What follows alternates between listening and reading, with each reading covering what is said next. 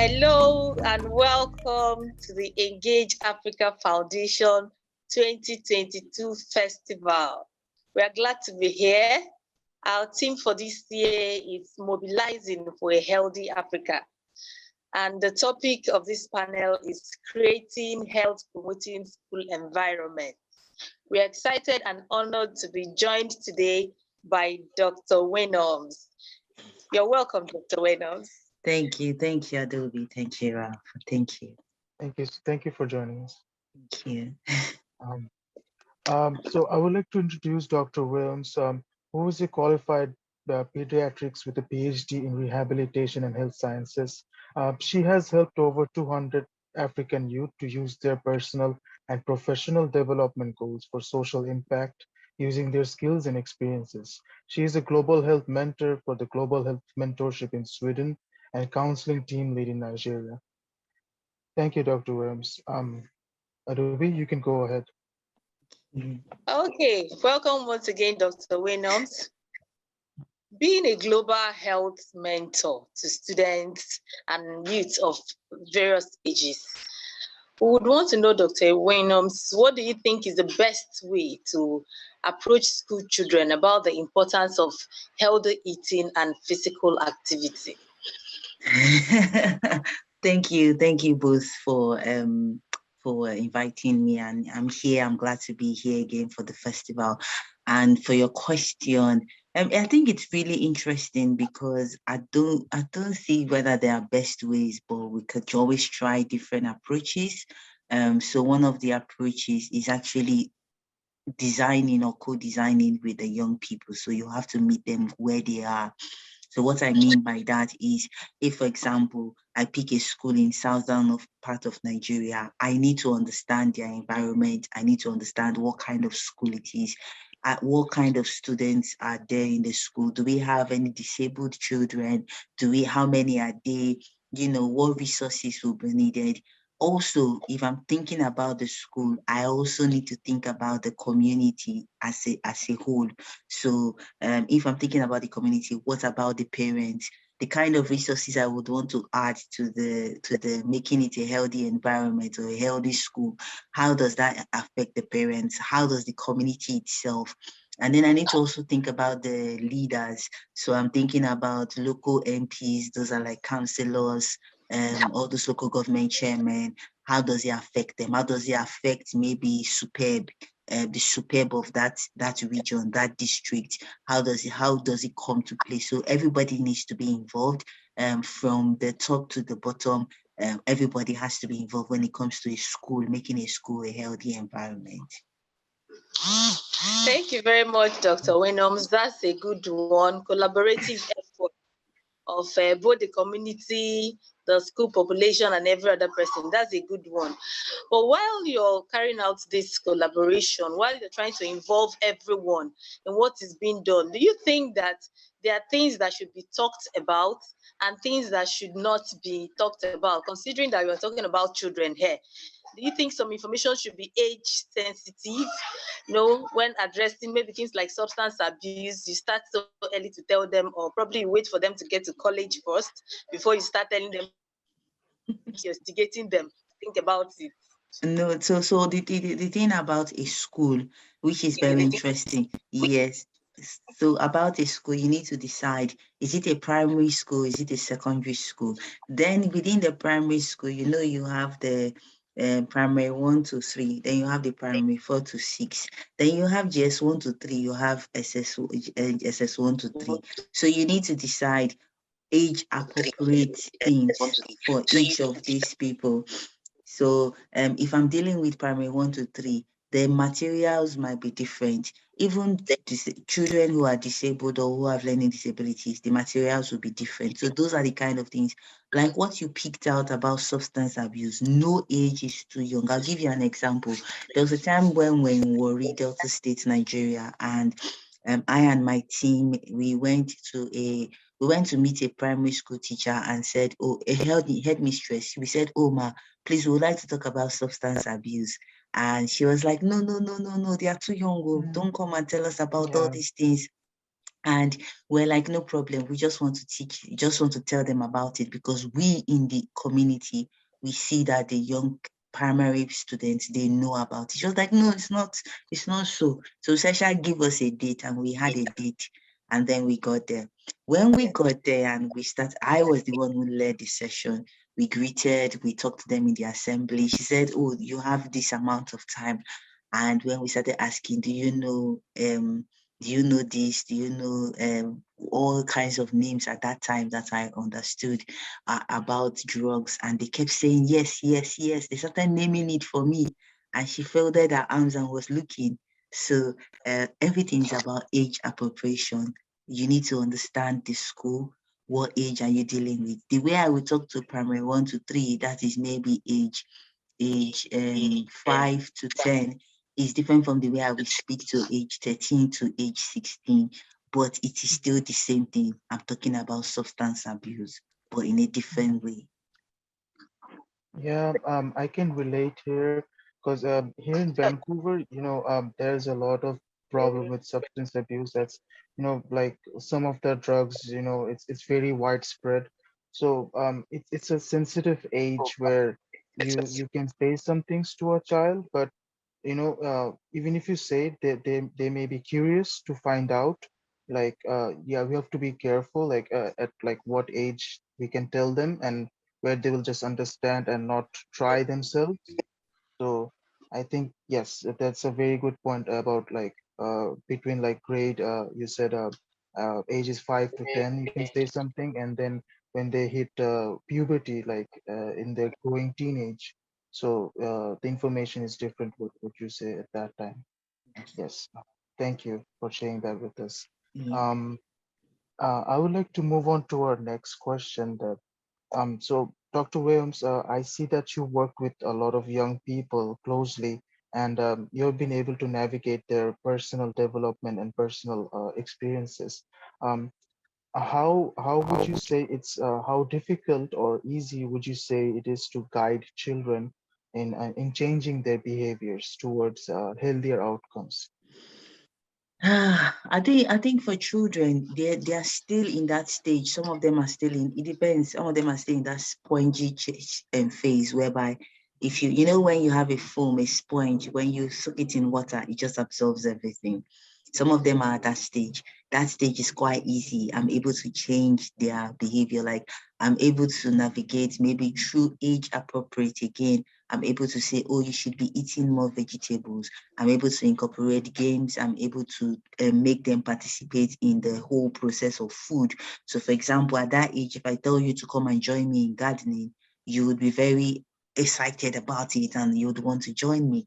So at that very spongy stage, which is very earlier on, like 6, 7, 8, they are very enthusiastic. They would change. You see them eat their vegetables because they are seeing where tomatoes is coming from. They are seeing where pepper is coming from. So I'm taking them through the whole process. When I get a bit into the preteens and the teenage age, their time, they are trying to form a mindset of their own. So they already have some pre-perceptions about things. And it can be quite challenging at that stage, whereby I'm telling you to eat more vegetables or I'm telling you to run. They would be like, Dr. Williams, no, it's hard. They would give me all the excuses. But I could do that if I understand where they are coming from and I co-design with them. So co-design, co-creating with them, meaning, what do you want? How would you like it? If I want you to run, or if I want you to be a part of a physical activity, what would physical activity look like for you? So for teenagers, it's much, much difficult a bit because they already formed what they want to be, but they've not gotten it right. They are not solidified. They just know, I think I want to be like this. I think this is the culture I want to follow. So when I come in there, it could be challenging at first, like, why do you want to change me? This is what I know. But if they see that what I'm talking about makes a lot of sense and I show by example, they would want to follow. So the most challenging part is your preteens and your teenagers. As for those who are into their 20s, it's much Yeah. harder. It's much harder because they are formed. So you will take a lot of talking, mindset changing for you to do that. But like I said, they all have phases and each has their own difficulty. One of the difficulty again for the very young ones is that they may be so enthusiastic, and if I as a role model, I break that circle, they are like, but you said we should be doing this. Why are you not doing it? So I need to be off my game all the time. And that's how it is for healthy outcomes. Am I showing you that it is possible? And are they seeing it in me as well, that it is possible? Then they can follow through. So that's a challenge. Another challenge is sometimes distance is a problem. So I do a lot of work with Nigerian youths, but I'm living abroad. So you need volunteers who match what you're doing to be able to say they are there, they are watching them, they're in the communities, they are leading by example. So it's one thing to write on paper, it's another thing for you to be practically there. So those are very two major challenges that I would leave with you guys. Okay. Yes, Thank you. thank you.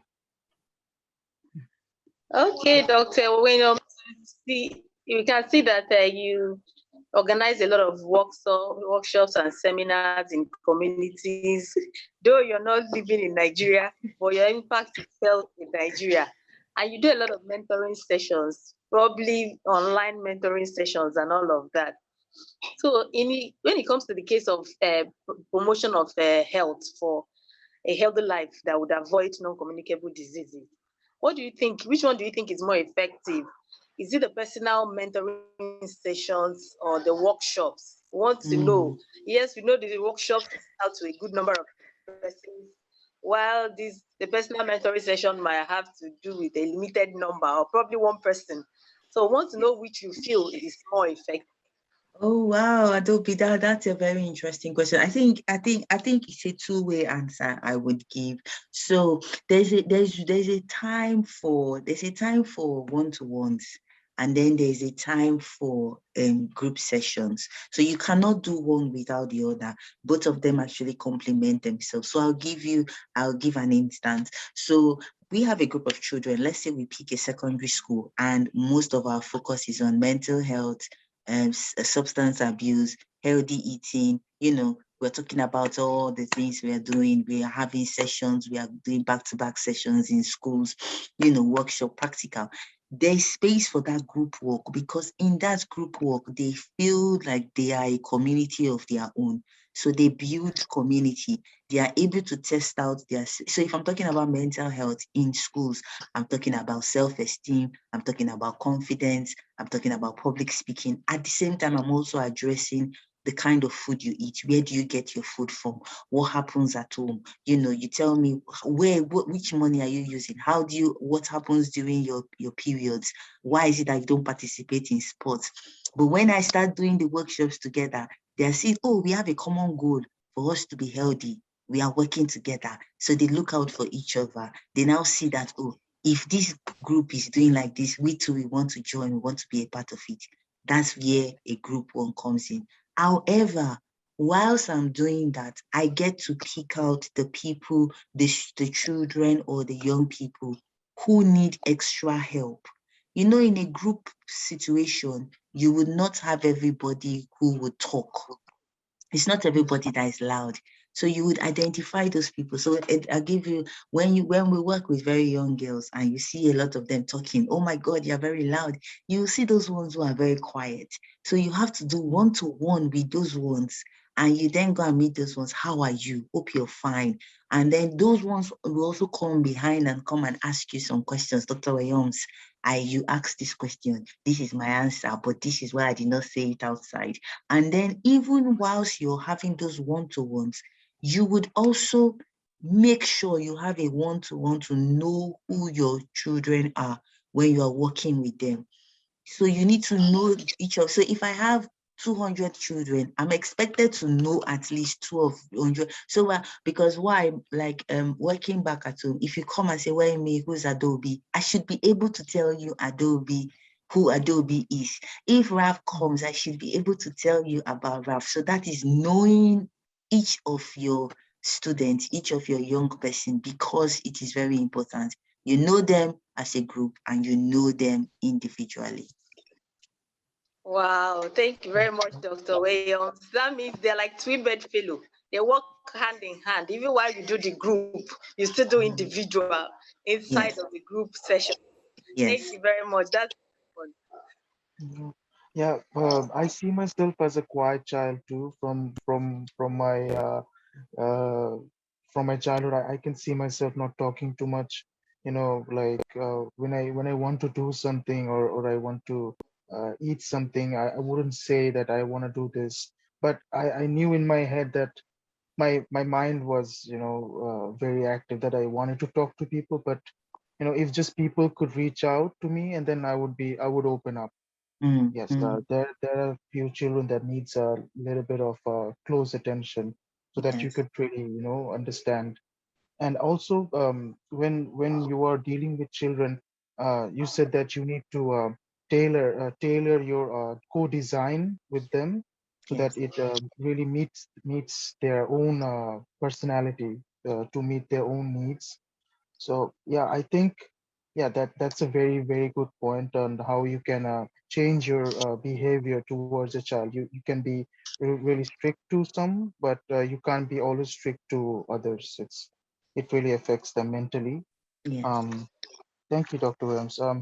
I would like to move on to my next topic that I want to talk about is, I know you have worked with school children, but how is it different in like private schools and public schools? So, like, yeah, Mm. to do with children, like, how is the health promotion in different in these Oh, two types of schools? Like, wow, that thank you, Raf, for that question. So private and public school, I'll give you an instance. So I do a lot with public schools. Public schools in Nigeria, or rather low income countries, they are not up to standard. Like, they're struggling. So it's very different, because I can be under the sun I can be under the mm, sun with no shade, and I'm telling them, you should eat healthy, you should do this. The sun is hot. As at 8 o'clock in the morning, it is very hot. We don't have shade. We are doing health promotion in public schools, and we do not have chairs. The chairs are mm, broken. So the children are clustered all together, all mixed up, overcrowded. So that's the typical public school. Many a times you might have resistance. What do you want to come and do here? At the other time, you'll be like, oh my God, teachers are all welcoming, they are all excited, they are happy. Health promotion in school children in public schools, many times if you go in and say, oh, it's only mental health I want to talk about, you'll be deceiving yourself, because when you get into that place, mental health, you would realize there's no water, the toilets are bad. You'd you'd realize that the chairs are yeah. broken. So I would deceive myself when I say I'm doing a health promoting school and I do not address this situation, except I say I do not have funding. But that takes me back outside to say I need funding. So the dynamics for public school, you also have to go through the rigors of the government people sometimes. You go and take permission. There was an outreach we wanted to do. I recently organized in the riverine community in the March and June this year, and it was for sanitary pads. And one of the men, the education person, the person in charge of education in that riverine community, far in the sea, he said, "Oh, you need Mm, to come down to a place that is almost 2.5 hours to come and tell me what you want to do first." And I was like, "But we're already telling you on the phone. Why are you?" mm, I said, "No, you need to come and transport yourself and come and tell me physically." So I asked, what is the essence mm, of a telephone? That is why I'm calling you, to make it easy. I could talk to you through WhatsApp or email. He said no. So we had to look for a way to navigate that, because that's transportation that you're not bargaining for. So public schools, it could have its own dynamics. Private schools, they are very interesting. I remember a time where I engaged with a private school close to my house in Lagos. And they were like, oh, you need to come, you need to talk. First of all, the parents were late. It was like, it was too busy for the parents that they would not have time to come for it. So rather, we had more children than parents. But the thing was specifically for parents. So when parents came, they were looking at the time. Oh, it's late. But they were already 2 hours late. So we were looking at the time that they wanted to go. Then for parents, for health promotion in private school, the school dictates for you what they want to talk about. So there are sometimes the school sometimes might avoid some areas. Like for example, if it's a private school, I may miss out those people who are quite not at the same level. So there's going to be inequality in terms of socioeconomic status. The very higher socioeconomic status children and parents, they can get on with what I'm saying, but they can be offered that. But also there is those who are of low socioeconomic status who are struggling. So they may miss out, they may be shy, they may not want to talk, they may have those issues. And the school tells you, this is what we want you to say. Do not anger the parents. Do not do this. But if you're looking for money and the buy-in, the private schools are very good, but private schools, they don't have much problems like public schools. I hope I'm able to answer, but that's one thing we never really talk about when it comes to health modes. Private and public. Everybody just goes to public or private, and that's the end. But yes. Yes, I would like to share one thing. I had the experience with working, so it was just for a 1 day trip to a public school. So they asked us, we were like high school students. We were from a English background, but it was a public Bengali school. So when we went there, we saw like some of the basic resources, like the books, or maybe the chairs, or maybe the board itself, the blackboard in Bangladesh. So it wasn't there, but we were trying to still make them learn. Like in private schools, the basic things, if they're missing, there's no point of, there if it's missing, there's no point of making them learn something that is not really that they can able to achieve later on. And for private schools, I would say yes, it's a bit more easier.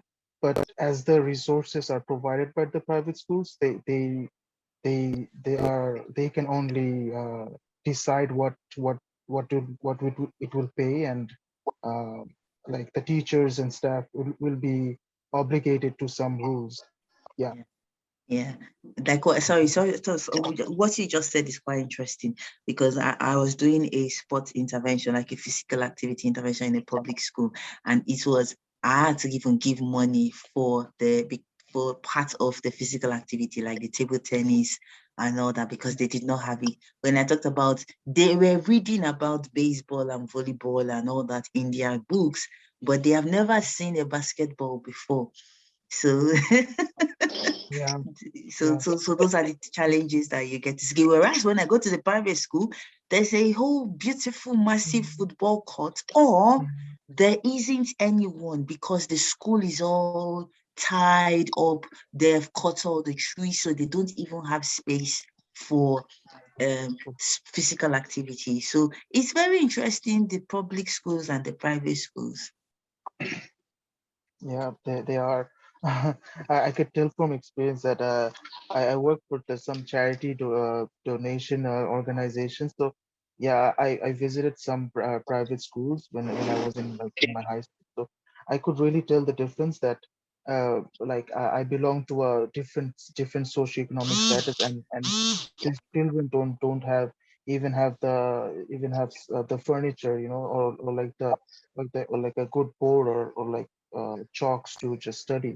So Yes. yeah, it's a struggle. It's a challenge. But yeah. So That's a yeah, beautiful one. The discussion on thank public you. and private school can go on and on, because it's Mhm. obvious each of them has its own peculiar challenge. Yes. Yeah. Yes. While resources were available for you in the private school, the content that Mhm. you're meant to share will be regulated. Yes. And Mhm. when you get to the public schools, you can say anything you want to say in any way you want to say it, but you will hardly come in contact with needed resources to actually do your health promotion. Thank you so much, Dr. Williams. And at this point, I think we'll talk about the new normal. We want to know, since the onset of COVID-19 pandemic, we know that so many things have changed, both in the school system, at work, at the community level, and all of that. We want to know, how has the new normal impacted the level of student participation in school sports activities? We know that participation in school sports activities, of course, helps in the reduction of various NCDs, the vulnerability of these children to coming in contact, either developing obesity or one form of non-communicable disease or another. So I want to see if there's a relationship between COVID-19 and the new normal that we are in now, and active or inactive participation of students in sports activities. Thank you. Okay, I think I think we would have to define new normal for Africans, or for people that are not in high income countries. New normal for us, it affects some things, which is fine. But I don't think with the way COVID has happened in Nigeria, for example, everybody at a point was scared, but now it's as if everybody has come back to where they were before, either because of some of the things that has happened in the media and all. So there's a new normal, but there's no new normal for some sets of things. At that initial stage, yes, there's that hesitance. Do I want to associate with people? Do the children want to participate in things? But looking at what I have been part of in the last 2 years, post-pandemic or post this new normal we have, children are still enthusiastic about, we want to be together, we want to play together.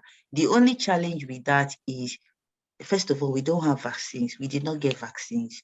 Children might fall ill and we might not know if they have COVID. We might not be able to practice social distancing in some places like public schools. Let us be very honest. They don't even have chairs, not to talk about socially distancing themselves. So for us in public school sector, there's nothing like new normal. We are just going on whether we don't know whether we have COVID or not. So it's a thing of, do we live? We are just living with COVID. If COVID happens, COVID happens. If COVID even happens, where is the testing? Where is the kit? Where are all those things? So the children have come back to their, let's have inter-house sports, because I know I supported a group recently for their inter-house sports. Let's have inter-house sports. Let's do what we are doing. That's the Nigerian factor. We've come back.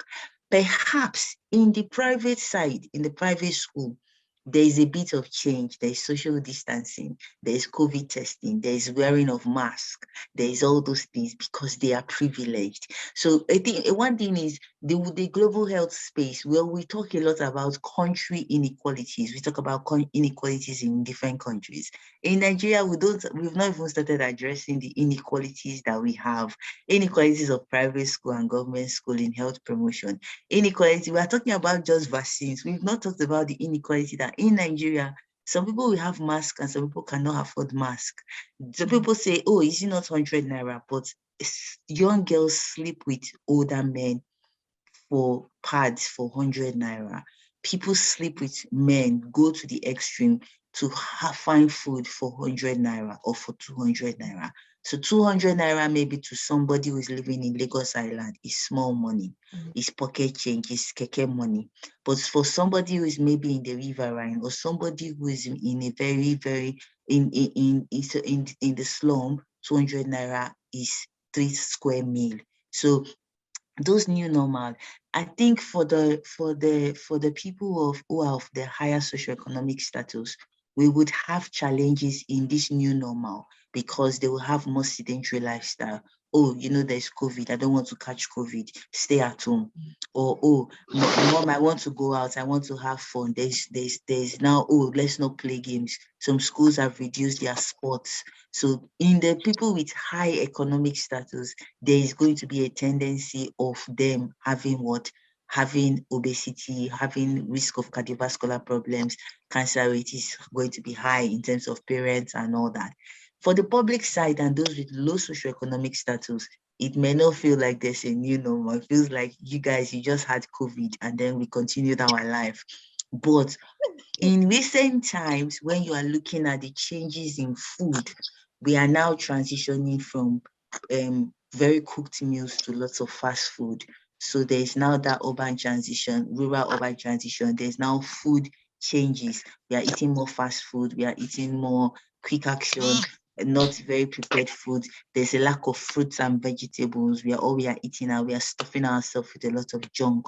So in that sector, that area of low socioeconomic status, you might have obesity. Also, we are going into neighborhoods whereby they are not neighborhoods whereby there's no space, there's no green space, there's no place to go work or play, green spaces for children. So everybody's stuck inside. People are having iPads and phones. So that is where our new normal is going to be affecting us in general. But it's a very interesting conversation. Thank you so much. So the peculiarities involved in the new normal, for some, it's actually a normal life, while for others, it's a new normal. Yeah. Thank you for that angle of the discussion. That was a very nice one. Okay. Yeah, I would like to say something that the first priority of this COVID pandemic would be to keep safe for each every individual, like whether they belong to a low or high socioeconomic status. But as you mentioned, that for some people, they have the resources from the beginning, that they can tackle this. Like they can just decide that they want to get a vaccine, they can get it right away. But for some people, it's just getting clean water, or maybe just wearing a mask to just prevent this from happening. And it really comes from the parents, that how they handle their children, and and how the children will be during this pandemic, that they may survive this, or they may not. It really depends on their um on what their families have, the financial resources. um Talking about all these measures, that how we can reduce um, and help the children to learn more about the non-communicable diseases. There is a framework known as FRESH. It's about focusing resources on effective school health. So it works on improving the health of school children and youth by implementing like school health programs and working with the local communities and the school itself. So, Dr. Williams, what do you think is like? Are there any suggestions that practically implementing or adopting this fresh approach for school? Yeah, I think that's one good framework for as long as you're working with the community. I think the primary thing is know who your audience are. Are you focused on the children themselves, like the intervention? So you need to know who are your beneficiaries in your project. So are you talking about parents and children, or are you talking about just the children themselves? But you cannot do one without the other, because in as much as I go into a school with this framework, which is very brilliant, and I forget the local community, it might not be very effective. If I also leave out the teachers, it might also be ineffective. So whatever framework, which like the fresh framework, I need to see how, when I'm implementing this framework in my project, in my nutrition project, how do I get to the stage whereby it's imbibed into the whole system of the school, whereby I could say, okay, you know what, that's it. I've done enough in this school in Vancouver. I've done this is what's my timeline. 2 years in the school, I've been able to embed this framework into the system, into the local community, into the curriculum, into what the parents do, into what the teachers do, at least to a 70% or a 60%. And then I'm saying, yes, this framework has actually been implemented. It is actually good to try this out, this approach, if it will work. So when we are able to do that and we can pull out of it and see how it works, after your monitoring and evaluation, you come back in 6 months, in 12 months, in 36 months, and you see that what you started is continued, then we can say the frameworks might have worked or might not have worked, or we need to add something or remove something. So I think for there are a lot of frameworks that have come out. There are lots of things that keep coming out. A lot of research is being done. But I think where the challenge is implementing it and making it sustainable. So I think for future people like me who keep trying out interventions, who keep seeing what can work in different settings, different communities, the fresh framework is brilliant. I would use it. But then in the next 5 years or in the next couple of years, I would review it. Did it work? Or is it something I could change? Is it something you need to review again? So, and don't just focus on, oh, like, a lot of people say, especially for NGOs, especially, they say, oh, I want to feed children. I want to give children breakfast. But there is more to that layer of breakfast, because you need to think about, where are you getting the food from? How are you getting the food? Are the parents consenting to that? Is the community part of it? What about the teachers? Who is cooking? Is there a school kitchen? So the list goes on. So that's where your framework comes in, and you're using it. How do I apply my framework to it? And at the end, did this work out? Yeah. Is Is it it it? practical or not? Yeah. Yes, is it practical enough? So I think what we really need is practicality. There's a lot of research, lots and lots of research going on. You must do this. There are lots of recommendations. But I think our problem is applying those recommendations and seeing if they actually work. Mhm. Yeah, there is like the fresh framework. I learned that they have a lot of things that they need to consider. Local communities, local leaders, that, as you mentioned in the beginning, that they have to take consideration of all these aspects, and then there's a problem of measuring how well it worked, or how and how we can sustain it, because we need a continuous flow of resources, right? Flow of financial support to be able to continue this. And yeah, so it is a bit difficult, but yes, if all the members of the community can work together, it should be practical. It might be, yeah. So these are some of I the think challenges. I think it is practical, because one of the communities where I worked with someone, what we did was we worked very closely with the community. So we had a very good engagement with the community. And even as at the beginning of this year, they had they decided themselves to run a mini project, a book club. They decided to also, what else? What was one of those things? They did a health walk themselves. They were the ones who contributed to it. They were the ones. So you get to that stage where community leaders are funding things, then you know it's possible. But a lot of times, funders are looking for immediate impact, which sometimes you would not get. So this community, this year is going to be like the fourth year we are working with them. So it takes a Yeah, lot of time for you to get that change. And funders might not be very patient, but also people who work in such spaces might not be patient, because they want immediate results. The immediate result is, I go there, I take a photo, and I go away. I tell you I met with 200 children. yeah, The intermediate and also the long term is that we were able to work closely and see how it can be sustainable. We're able to have a farm. We're able to, all those things like you've mentioned, Ralph, those things are happening. So it takes patience to work in such a space, but it's possible. yeah. It's easy to just go somewhere and start a program, but it really is the interest of the local leaders or local community, like how we can keep on improving, or like raising awareness, keeping the public alerted about these problems. Yeah. Yeah, it really has to come from the people. Um, Yeah, um, it so really has come from the sorry, I think I'm hearing my own voice.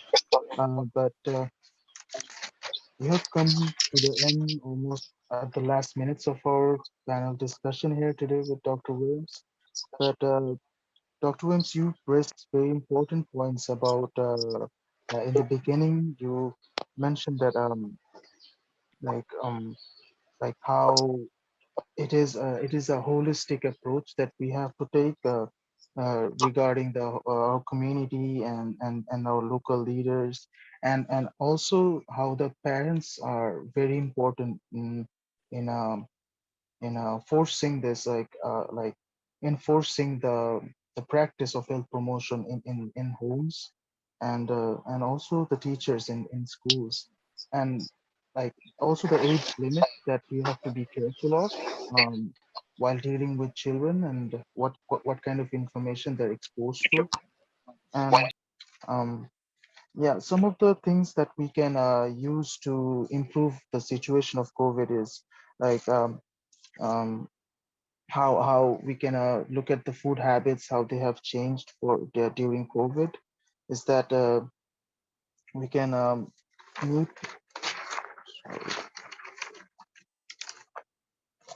we have to take care of how the children are affected, take care of them in schools and at homes. Session with Dr. Weyinmi, pointing out the various areas of health promotion in secondary schools, probably having worked with children and youth. We're excited that you've been able to say something on each of these areas. It's been a wonderful time with you, and we've learned a lot from all of the conversation, and we believe people out there are also learning from our conversation and from all of us at Engage Africa Foundation, myself, Adaobi, Ugwu, Rafayat, Ahamed, my co-facilitator, on creating a healthy environment. Thank you, Dr. Webbs. I'm really happy to be able to do this with you, and I think we can finish this off here. All right. Thank you Thank so you much. so much. Thank you. Thank you. Take Have a care. great day. You Bye too. bye. Bye.